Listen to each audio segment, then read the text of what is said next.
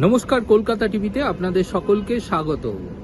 কালীঘাট তৃণমূল এবং ঋতব্রত তৃণমূল, এই দুই তৃণমূলের বিভিন্ন সভা এবং অনুষ্ঠান নিয়ে বীতশ্রদ্ধ কলকাতা হাইকোর্ট। কলকাতা হাইকোর্টের বিচারপতি সৌগত ভট্টাচার্য উদ্যোগ নিলেন দুই তৃণমূলকে একসাথে মেলাবার, কিন্তু তার এই উদ্যোগে জল ঢেলে দিলেন দুপক্ষের তৃণমূলের আইনজীবীরা। মূলত বিচারপতি সৌগত ভট্টাচার্যের কাছে আবেদন ছিল যে মেয়ো রোডে ছাত্র পরিষদের প্রতিষ্ঠা দিবসে অর্থাৎ 28শে আগস্ট তার দুই তৃণমূলের পক্ষ থেকেই দাবি করা হয় তারা প্রথা মেনে সেইখানেই সভা করতে চান এবং ছাত্র পরিষদের প্রতিষ্ঠা দিবস পালন করতে চান। এই মর্মে কালীঘাট তৃণমূলের ছাত্র পরিষদের পক্ষ থেকে এবং ঋতব্রত তৃণমূলের ছাত্র পরিষদের পক্ষ থেকে দুটি আবেদন জমা পড়ে কলকাতা হাইকোর্টে। আবেদনের বিষয়বস্তু ছিল একই। এরপরেই বিচারপতি সৌগত ভট্টাচার্য দুই তৃণমূলের উদ্দেশ্যে তিনি মন্তব্য করেন যে যদি দুই তৃণমূল একসাথে মেয়ো রোডে সভা করেন তাহলে সেক্ষেত্রে বিচারপতি তিনি অনুমতি দেবেন এবং সেখানে সমাগমের সংখ্যাও তিনি বাড়িয়ে দেবেন।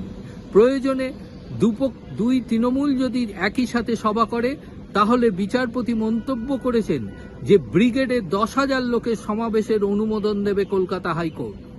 কিন্তু বিচারপতির এই প্রস্তাবে রাজি নন দুই তৃণমূলই, তারা আলাদা আলাদা সভা করতে চান। কালীঘাট তৃণমূলের পক্ষ থেকে আইনজীবী তিনি দাবি করেন যে রানী রাসমণি রোডে বিকল্প হিসাবে সভা করতে দেওয়া হোক। পাশাপাশি মেয়ো রোডে সভা করার দাবি জানান ঋতব্রত তৃণমূলের পক্ষ থেকে আইনজীবী। কিন্তু বিচারপতি সৌগত ভট্টাচার্য পরিষ্কার জানিয়ে দিয়েছেন যে আদালতের প্রস্তাব মেনে দুই তৃণমূল যদি একসাথে সভা না করে তাহলে মেয়ো রোডে কোনো পক্ষকেই সভা করার অনুমতি দেওয়া হবে না। ফলে বিচারপতি মেয়ো রোডে সভা করার অনুমতি কোনো পক্ষকেই দিলেন না। 21শে জুলাই প্রথা মেনে একই নির্দেশিকা জারি করলেন। ফলে কালীঘাট তৃণমূলের সভা হবে ক্যাথিড্রাল রোডে, অর্থাৎ ছাত্র পরিষদের প্রতিষ্ঠার দিন 28শে আগস্ট কালীঘাট তৃণমূল ছাত্র পরিষদ সভা করবে ক্যাথিড্রাল রোডে এবং সেখানে রাস্তার একটি অংশ ফাঁকা রাখতে হবে। পাশাপাশি ঋতব্রত তৃণমূল ছাত্র পরিষদের সভা করার জন্য কলকাতা হাইকোর্ট থেকে অনুমোদন মিলল রানী রাসমণি রোডে। দুই পক্ষকেই 1,500 লোকের সমাগমের অনুমতি দিল কলকাতা হাইকোর্ট। 1,500 জনের বেশি মানুষের সমাগম করা যাবে না রায় উল্লেখ করলেন বিচারপতি সৌগত ভট্টাচার্য। বিচারপতি সৌগত ভট্টাচার্যের আরও নির্দেশ যে সবার যাতে আইন শৃঙ্খলা পরিস্থিতি ভঙ্গ না হয় সে ব্যাপারে পুলিশকে উপযুক্ত ব্যবস্থা গ্রহণ করতে হবে এবং পুলিশ প্রশাসনকে সতর্ক থাকতে হবে।